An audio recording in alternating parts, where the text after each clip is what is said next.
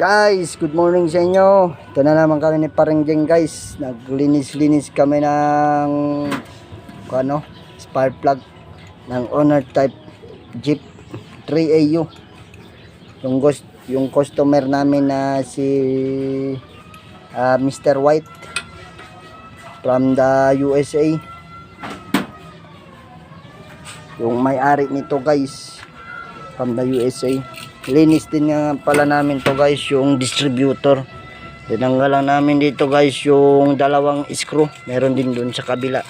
Tapos nilinis namin yung mga distributor cap, yung mga poste nya. Kasi medyo corroded na guys. At saka guys yung carburetor kasi pag i-accelerate natin umaakyat yung sumasaka yung minor. Yung guys, ilalagyan namin ngayon to ng return spring dito kasi medyo weak na yung spring nya. Ilalagyan namin to ng spray kitting ngayon guys, spray kitting ting, yung walasting na pumiting. Ito guys, ilagay niya ni Paringjeng ulit yung spark plug guys. See ito guys, pag mag-accelerate medyo mahina yung spray kitting.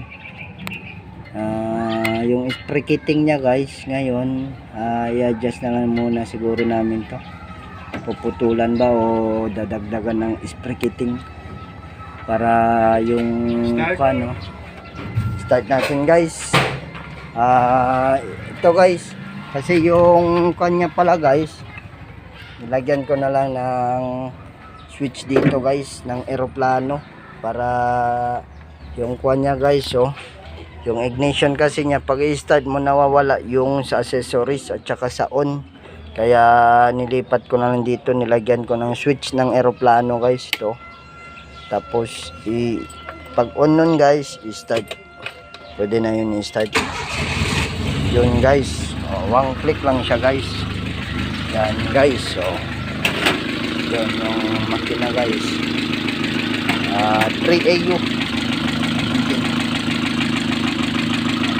Walasting naman siya kung pumiting guys. So